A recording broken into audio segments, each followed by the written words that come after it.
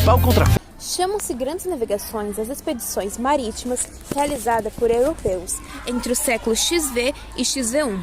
Os prisioneiros na expansão marítima e europeia foram os portugueses e os espanhóis, seguidos pelos ingleses, franceses e holandeses.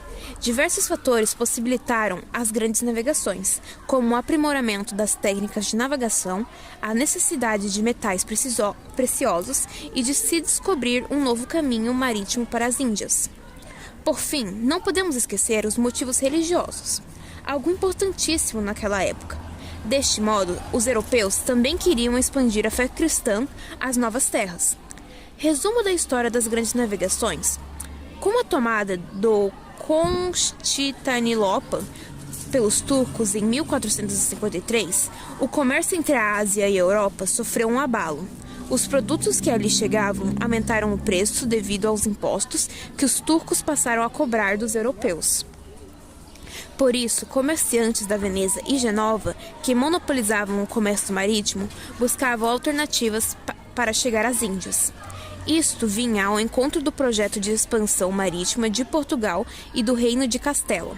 Desta forma, os interesses de distintos grupos voltavam-se para patrocinar as navegações pelo Oceano Atlântico.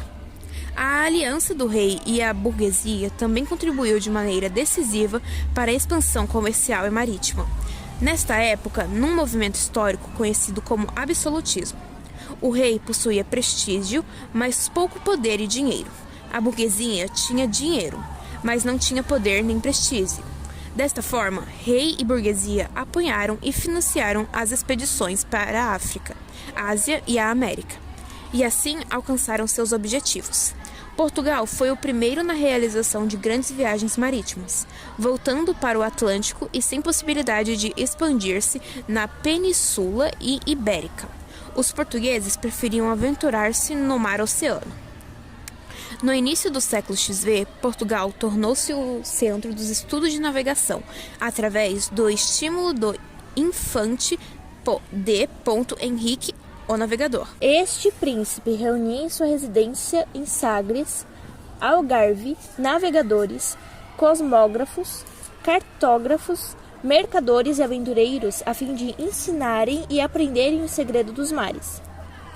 Além disso, D. Henrique patrocinou inúmeras viagens que possibilitaram a exploração da costa da África.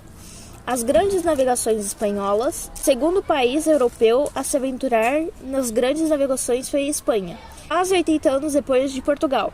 As expedições contaram com o apoio, principalmente, de Isabel de Castela.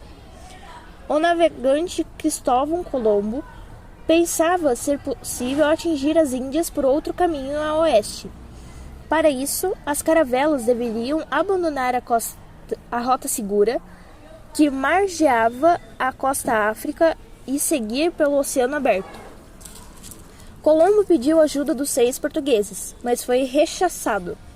Partiu para o reino de Castela, onde sua ideia foi considerada louca por alguns, e por outros fantástica. Conseguiu convencer especialmente a rainha de Castela, Isabel I, interessada em expandir seus territórios por mais distantes que fossem. Em sua primeira viagem, Cristóvão Colombo desembarcou nas Bahamas, acreditando ter alcançado as Índias. Somente em 1504 desfez-se o engano, quando o navegador Américo Vespúcio confirmou tratar-se de um novo continente. Mesmo assim, até a morte, Colombo sustentava que ele havia atingido o subcontinente indiano. As grandes navegações europeias, devido ao sucesso das expedições portuguesas e castelhanas, outros países tentaram conquistar novos territórios como Inglaterra, França e Holanda. Navegações inglesas, depois de algumas expedições de reconhecimento geográfico ao longo do litoral norte-americano. Os ingleses só começaram a colonizar a América do Norte no final do século XVI. Igualmente, durante o reinado da rainha Isabel I, os navegantes ingleses eram estimulados a assaltar os galeões espanhóis que voltavam cheios de metais para a Espanha. Navegações francesas. Por sua parte, os franceses jamais aceitaram a divisão da América, pelo Trato de Tordesilhas entre Espanha e Portugal. Por isso, disputaram um território dominados pelos espanhóis. As investidas pelo Caribe e pelas costas norte-americanas resultaram na posse do Haiti, da Guiana Francesa, do Canadá e da Louisiana. No século XV, um grupo de franceses tentaram se estabelecer no Rio de Janeiro, no episódio conhecido como França Antártica. Trouxeram inclusive alguns grupos de protestantes que eram perseguidos na França. Navegações irlandesas chegaram à América no século XVI e fundaram Nova Amsterdã, atual Nova York. Porém, seriam expulsos pelos ingleses. Nesse mesmo século, invadiram e ocuparam Pernambuco e Bahia. Conquistaram o atual Suriname e Coração. No Brasil, seriam rechaçados pelas tropas ipistano-portuguesas, mas conseguiram se estabelecer no Caribe, constituindo as Antilhas Holandesas. Na Ásia, os holandeses entraram em guerra com os portugueses para ocupar vários territórios que esses possuíam, como Malaca e o Timor.